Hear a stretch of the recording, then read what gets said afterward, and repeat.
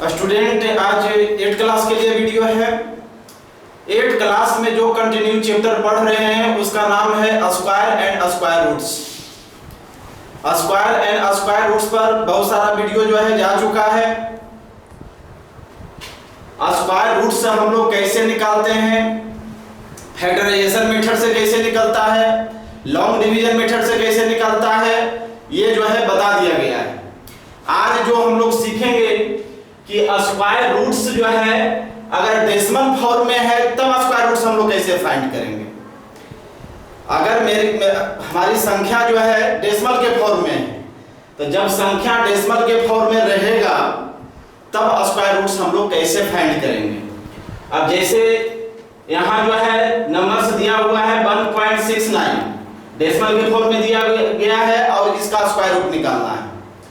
पहले देखो, जैसे हम लोग डिवीजन मेथड में सीखे थे उसी प्रकार से इसमें भी जो है डेसिमल फॉर्म में अगर रहेगा तो उसी प्रकार से जो है स्क्वायर रूट्स इसमें भी निकालना होगा। तो 1.69 पहले देख लो कि डेसिमल के बाद जो है अंक पेयर में होना चाहिए। पेयर मतलब जोड़ा के रूप में होना चाहिए डेसिमल के बाद जो अंक है। अब डेसिमल के बाद देखो 6 और 9 है तो पेयर के रूप में है, तो ये तुम्हारा पेयर है, ये जो 1 बच गया वो तुम्हारा फुट है। पहले डिवीजन फुट में लगेगा, तो फुट में डिवीजन लगेगा तो 1 लाना है तो 1 में 1 से गुना करेंगे तो 1 आ जाएगा है। 1 बार लिया गया, 2 में 2 से गुना करेंगे तो 4 हो जाएगा। तो 1 यहाँ लिखा गया, 1 यहाँ लिखा गया, 1 नीचे लिखा गया। ये दोनों को मल्टीप्लाई करके यहाँ लिखेंगे, ये दोनों को ऐड करके नीचे लिखना होगा। तो 1 1 ऐड किए 2 आ गया, 1 में 1 चला गया, कटपुट ऊपर से उतरा 6 9 पेयर अंक उतरेगा तो 6 9। अब डिवीजन लगेगा 6 9 आ गया। अब अगर यहाँ पर ही हम 2 लेते हैं तो 22 हो जाता है। 22 में 2 से मल्टीप्लाई करो 44 आ जाएगा। 44 नहीं है 69 है, इसीलिए यहाँ 3 लिया गया तो 23 हो गया। 23 में 3 से मल्टीप्लाई करेंगे 69 आ जाएगा। तो 3 बार यहाँ लिया गया 3 3 3 3 बार लिखना होगा। 23 में 3 से गुना किए 69 हो गया। 23 में 3 जोड़ दिया गया 26 आ गया, 69 कट गया। अब देखो डेसिमल देना होगा। देखो डेसिमल के बाद यहाँ 2 अंक है, डेसिमल के बाद यहाँ 2 अंक दिया गया है। डेसिमल के बाद जो है यहाँ 2 अंक दिया गया है। इसमें जो है डेसिमल के बाद डेसिमल 1 अंक के बाद पड़ जाएगा। इधर 2 अंक रहेगा, डेसिमल 1 अंक के बाद पड़ेगा। अगर डेसिमल के बाद 4 अंक है तो इधर से तुमको डेसिमल 2 अंक के बाद देना होगा। अगर डेसिमल के बाद 6 अंक है तो 3 अंक के बाद डेसिमल देना होगा। डेसिमल के बाद 8 अंक है तो डेसिमल 4 अंक के बाद देना होगा। डेसिमल जब भी पड़ेगा तो आधा आधी पर पड़ेगा। अगर डेसिमल के बाद जब भी रहेगा तो पेयर अंक में रहेगा। कभी 3 नहीं हो सकता है, कभी 1 नहीं हो सकता है, ऑड के फॉर्म में नहीं होगा, इवन के फॉर्म में होगा। और नहीं होगा तो इवन के फॉर्म में करना पड़ेगा तुमको, 0 बैठा करके। तो डेसिमल के बाद यहाँ तो देखे 2 अंक है मतलब इवन के फॉर्म में है, ऑड के फॉर्म में रहता तो 0 बैठा करके उसको इवन के फॉर्म में लाना पड़ता। तो डेसिमल के बाद 2 अंक है तो इसमें डेसिमल 1 अंक के बाद पड़ जाएगा। 4 अंक रहता तो 2 अंक के बाद देते। चलो ये आ गया। अब नीचे वाला देखो 156.25। तो सबसे पहले डेसिमल के बाद पेयर अंक है दिया होगा, इसमें 0 बैठाने की आवश्यकता नहीं है। तो 1 पेयर हो गया, 2 पेयर हो गया, 1 बच गया, 1 फुट हो गया। अब डिवीजन पहले 1 में लगेगा तो यहाँ 1 में 1 से मल्टीप्लाई किया गया, 1 आ गया है। अब 1 में 1 जोड़ दिए 2 आ गया, ऊपर से 56 उतरा, 56 आ गया। अब लेना है, कितना बार लेना पड़ेगा। अगर हम यहाँ 2 लेते हैं तो 22 हो गया, 22 में 2 से गुना करो 44 आ जाएगा। अगर 3 बार यहाँ लेते तो 23 आ जाता, 23 में 3 से गुना करते तो 69 आ जाता, जो कि 56 से ज्यादा हो जाता। इसीलिए 22 में 2 से गुना किए 44, 6 में 4 गया 2, 5 में 4 गया, 1 आ गया, पेयर अंक उतरा है 2 5 हो गया।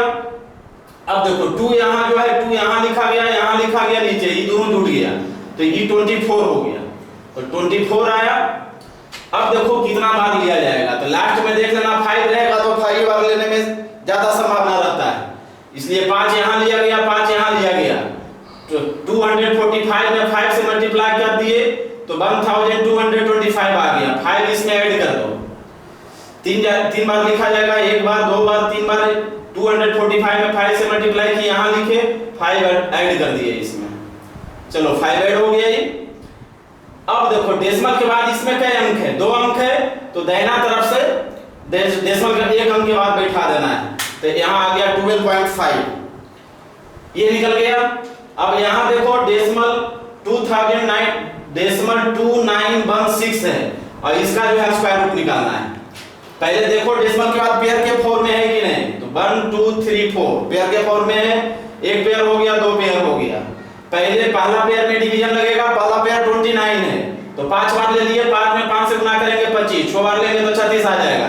यहाँ 29 है, 5 बार 3 बार 3 जगह लिखा गया, ये दोनों मल्टीप्लाई करके नीचे लिखा गया। 9 में 5 घटा दो 4, पेयर अंक उतरेगा, 16 आ गया। अब चलो यहाँ 5 जोड़े थे तो 10 आ चुका था। अब कई बार लगेगा, तो 4 बार लिए हैं, क्योंकि 5 बार ज्यादा हो जाएगा। 104 में 4 से गुना करेंगे तो 416 आ जाएगा। ठीक है, 4 यहाँ ऐड कर दिया गया। चलो अब डेसिमल के बाद यहाँ देखो कई अंक है, 4 अंक है, तो डेसिमल कितने अंक के बाद, इसका आधा के बाद दे देना होगा। तो डेसिमल 2 अंक के बाद पड़ गया, डेसिमल यहाँ आ गया, तो डेसिमल 5 और इसका आंसर आ गया। अब देखो क्वेश्चन नंबर 9 में क्या कहता है कि √3 का जो है मान निकालो 2 प्लेस ऑफ डेसिमल। डेसिमल के 2 प्लेस तक निकालना है, डेसिमल के 2 प्लेस तक निकालना है। तो जब इस क्वेश्चन रहेगा कि √3 का जो है 2 प्लेस तक निकालो, तो तुमको 3 प्लेस तक निकाल करके दिखाना होगा। 2 प्लेस लास्ट में जो है इक्विवेलेंट करके लिखना पड़ेगा। ठीक है, तो डेसिमल पहले 2 प्लेस है, तो डेसिमल के 3 प्लेस तक निकालना है।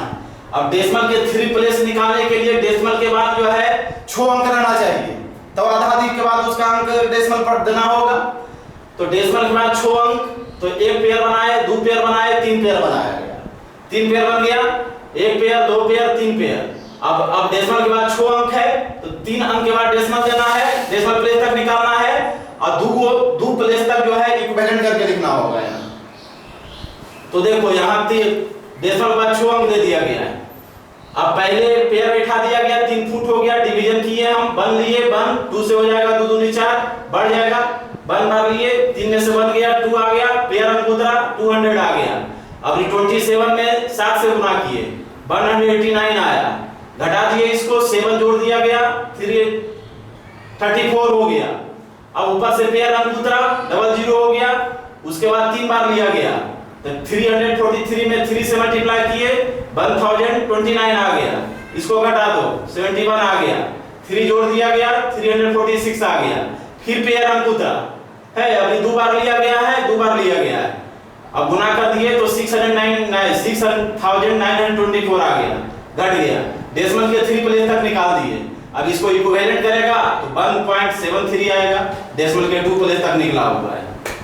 क्वेश्चन नंबर 12 देखो, इसमें कह रहा है कि किसी find the length of each side of square. Square के प्रत्येक साइड है, प्रत्येक साइड का लेंथ ज्ञात करो, जबकि स्क्वायर का एरिया रेक्टेंगल के एरिया के बराबर है। स्क्वायर का एरिया रेक्टेंगल के एरिया का बराबर है। रेक्टेंगल का लेंथ दिया हुआ है, ब्रेथ दिया हुआ है, और दोनों का एरिया बराबर है। ठीक है, तो पहले लेंथ रेक्टेंगल का दिया हुआ है, लिख लिए, ब्रेथ दिया हुआ है, लिख लिया गया, दोनों का एरिया बराबर है, तो एरिया ऑफ स्क्वायर बराबर area of rectangle. Area of square का फार्मूला साइड स्क्वायर, लेंथ गुने ब्रेथ, लेंथ दिया हुआ है, ब्रेथ दिया हुआ है, दोनों मल्टीप्लाई कर दिया गया। जब साइड निकालेंगे तो स्क्वायर है, तो स्क्वायर रूट में चेंज हो गया, तो 46.24 का हमको स्क्वायर रूट निकालना होगा। तो देखो पेयर बनाए, इसमें 1 पेयर हुआ, 2 पेयर हुआ, पहला पेयर में डिवीजन लगेगा, 6 बार लिए, 6 में 6 से मल्टीप्लाई किए, 36 आ गया है, 6 से यहाँ जोड़ दिया गया, 12 आया, घटा दिए, 24 उतर गया पेयर के रूप में। अब ये 8 बार में जो है कट गया है, 1024 आ गया, 8 इसमें जुट गया, तो 6 पॉइंट। अब डेसिमल के बाद 2 अंक है, तो 1 अंक के बाद डेसिमल बैठा दिया गया। स्क्वायर का जो है साइड निकल गया 6.8 मीटर, 6.8 मीटर। अतः क्लास 8 के लिए जो है एक्सरसाइज 3F बनाना होगा।